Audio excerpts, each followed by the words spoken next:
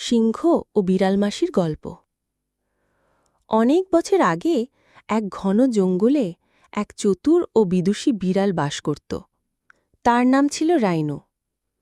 বনি সবাই তাকে সম্মান করত এবং মাসি বলে ডাকত। অনেক বন্যপ্রাণী তার কাছে শিক্ষা নিতে যেত।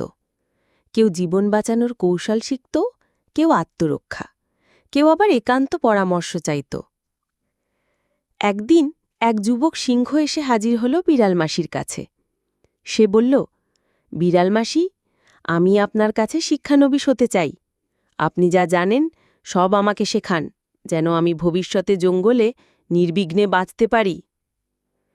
বিড়াল মাসি কিছুক্ষণ চিন্তা করে বললেন, ঠিক আছে, কাল সকাল থেকে আসবে, আমি তোমাকে যা জানি শেখাব। পরদিন থেকে সিংহ প্রতিদিন সকালে পড়তে আসতে লাগল। মাসি তার সাধ্যমতো সব শিক্ষা দিতে লাগলেন। জঙ্গলের নিয়ম, শিকার কৌশল, আত্মরক্ষা, নিঃশব্দে চলা, এমনকি বিপদ বুঝে পালিয়ে যাওয়ার পথও। এভাবে 1 মাস কেটে গেল। একদিন বিড়াল মাসি বললেন, তুমি এখন সব শিখে গেছ, কাল থেকে আর আসার দরকার নেই। আমার শিক্ষা এখন তোমার জীবনে কাজে লাগবে। সিংহ একটু আশ্চর্য হয়ে জিজ্ঞেস করল, আপনি সত্যিই মনে করেন আমি সব শিখে গেছি? মাসি হেসে বললেন, হ্যাঁ, আমার জানা সব কিছু তোমাকে শিখিয়েছি। এই কথা শুনেই সিংহ হঠাৎ গর্জে উঠল, বলল, তাহলে আজই তোমার শেখানো বিদ্যা তোমার ওপর প্রয়োগ করে দেখি কতটা শিখেছি। বিড়াল মাসি হতবাক হয়ে গেল, বললেন, তুমি পাগল হয়েছ?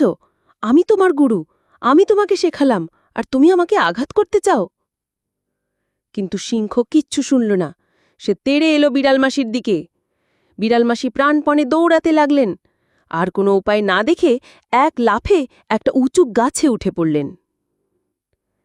সিংহ নিচে দাঁড়িয়ে রেগে চিৎকার করল, তুমি আমাকে গাছে ওঠার কৌশল শেখাওনি, তুমি পুরো শিক্ষা দাওনি আমাকে। গাছের ডালে বসে মাসি শান্তভাবে বললেন, আমি তোমাকে গাছে উঠতে শেখাইনি, ঠিকই, কারণ আমি প্রথম দিন থেকেই বুঝেছিলাম তুমি কখনো সত্যিকারের শিক্ষার্থী হতে পারবে না। তুমি একজন আত্মকেন্দ্রিক, স্বার্থপর প্রাণী। আজ না হোক কাল আমার শত্রু হয়ে উঠবে। এই ভয়েই আমি একটুখানি জ্ঞান তোমার থেকে লুকিয়ে রেখেছিলাম, নিজের প্রাণ বাঁচানোর জন্য। বিড়াল মাসির কণ্ঠে এবার দৃঢ়তা। যে শিষ্য তার গুরুর প্রতি শ্রদ্ধা রাখতে পারে না, তার কাছে জ্ঞান বিপদ হয়ে দাঁড়ায়।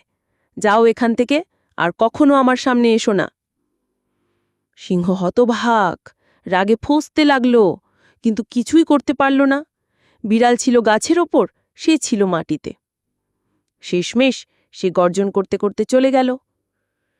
এই গল্প থেকে যা শেখার, জীবনে কাউকে অন্ধভাবে বিশ্বাস করা উচিত নয়। কাকে কতটা শেখানো উচিত তা বুঝে নিতে হয়।